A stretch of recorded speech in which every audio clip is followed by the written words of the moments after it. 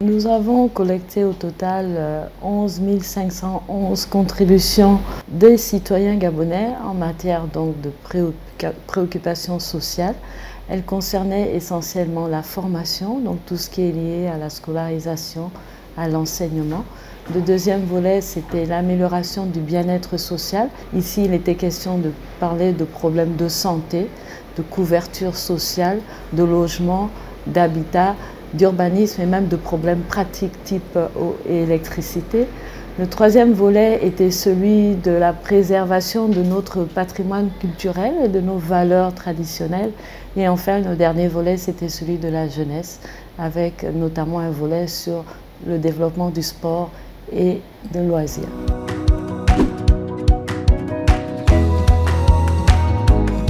Le ressenti, c'était qu'il y avait vraiment un besoin non seulement d'être entendu, rien qu'au regard du nombre de contributions qui ont été envoyées, donc il y a un besoin du peuple d'être entendu. Et derrière, c'est l'ensemble de ces préoccupations. On sent la précarisation, la fragilité et la souffrance du peuple gabonais qui a été émis à travers l'ensemble de ces contributions qui ont été envoyées au dialogue national.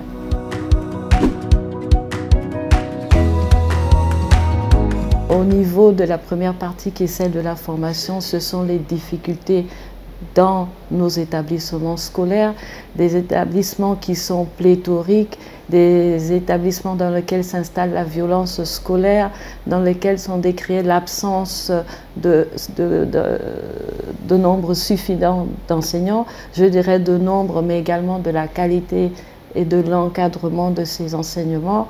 Au niveau de la santé, c'était essentiellement les difficultés d'accès aux structures hospitalières, avec des structures hospitalières qui ne répondent pas toujours aux besoins des citoyens gabonais, beaucoup d'engorgements, beaucoup de problèmes sur la qualité de l'accueil.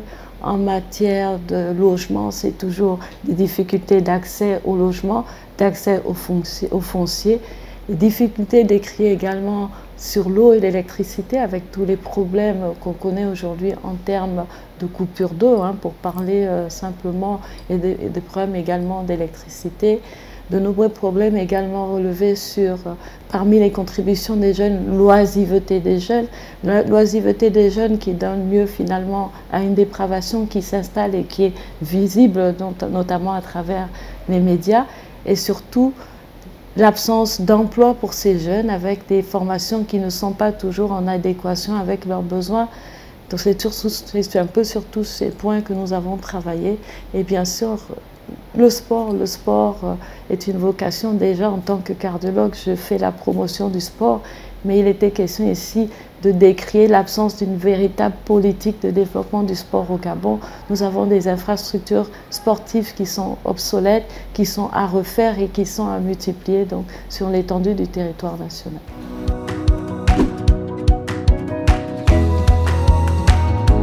Ce qui est ressorti, c'est qu'il y a une véritable volonté de faire mieux. Elle apparaît clairement.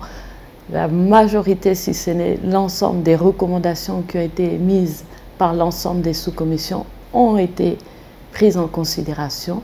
Et nous espérons qu'au sortir de ce dialogue sur toutes les thématiques dont nous avons parlé tout à l'heure, il va y avoir de véritables changements, de grosses améliorations.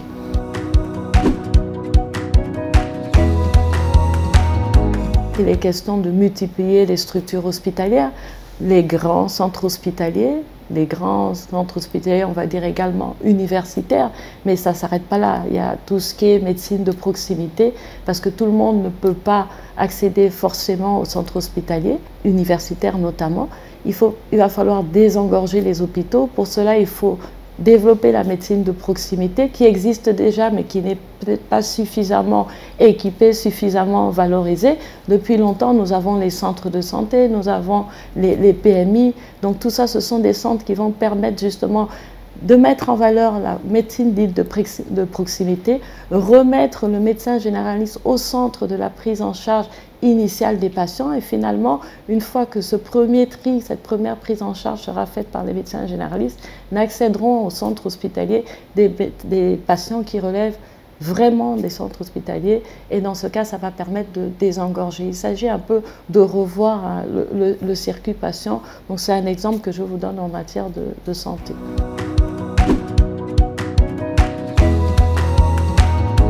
Pour ce qui est du logement, c'est multiplier les logements déjà, les logements sociaux. Il faut augmenter le nombre de logements sociaux. Vous avez vu qu'on a parlé de précarisation de la population gabonaise.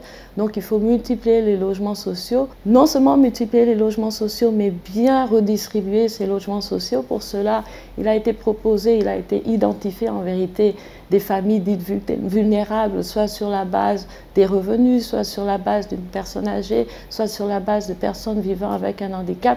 Et finalement, ces logements sociaux, nous avons proposé que ces personnes dites vulnérables soient prioritaires sur ces logements sociaux. Après, il n'y a pas que les logements sociaux dans un pays, il y a également une autre politique de logement. Et là, pour ça, il faut pouvoir accélérer les procédures, notamment celles qui concernent l'attribution des titres fonciers, après tout ce qui est décrié en termes de lenteur administrative. Et donc tout ça là va dans le sens de l'accélération de l'ensemble de ces procédures. Il faut que chaque Gabonais aujourd'hui puisse avoir l'ambition d'avoir à long terme un titre foncier.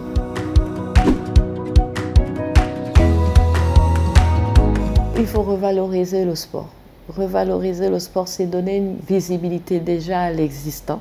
Et puis surtout, repartir à zéro en redynamisant dès le primaire. Il faut multiplier donc les structures en termes de réalisation du sport, donc multiplier les stades.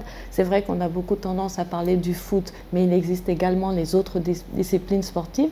Et au cours de ces ateliers, nous avons justement insisté sur l'intérêt de revaloriser également les autres disciplines sportives. Pour ça, il faut donc multiplier l'ensemble des structures adaptées au sport au sein des établissements, au sein des arrondissements, au sein même des provinces, parce que c'est vrai qu'on a tendance à parler des Libreville, mais c'est le sport au niveau national. Nous avons également envisagé la revalorisation de l'Institut national de la jeunesse et des sports, qui a fait les grands jours du sport au Gabon il y a quelques années. Donc il faut redonner ces lettres de noblesse à cet institut. Et bien sûr, pour faire rêver, il faut revaloriser nos sportifs qui ont une visibilité à l'international. Une fois qu'on aura redonné aux jeunes Gabonais l'envie de faire du sport de compétition avec une visibilité nationale mais également internationale, nous pensons que nous allons évoluer vers des jeunes dynamiques pour lesquels le sport redeviendra une source d'émulation pour nos enfants.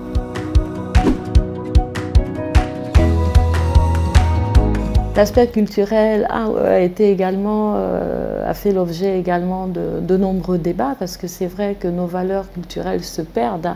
Il faut le dire, aujourd'hui nous avons Internet, nous avons nos enfants qui sont, on va dire, câblés sur Internet, sur tout ce qui se passe à l'extérieur, alors qu'ils connaissent très peu le patrimoine culturel gabonais. Donc aujourd'hui, il est question de remettre en valeur le patrimoine culturel gabonais à travers la création de musées dédiés à l'histoire du Gabon, de musées dédiés à notre patrimoine, multiplier ces musées aussi bien au niveau de Libreville, mais également en province, peut-être en donnant des orientations en fonction de chacune des provinces. De nombreuses propositions ont été faites. Une chose est sûre, c'est qu'il faut revaloriser la culture, il faut revaloriser nos artistes, il faut avoir des salles de spectacle, justement pour que nos artistes puissent être mis en valeur. Enfin, de nombreuses propositions ont été faites. Tout va dans le sens du développement de la culture gabonaise.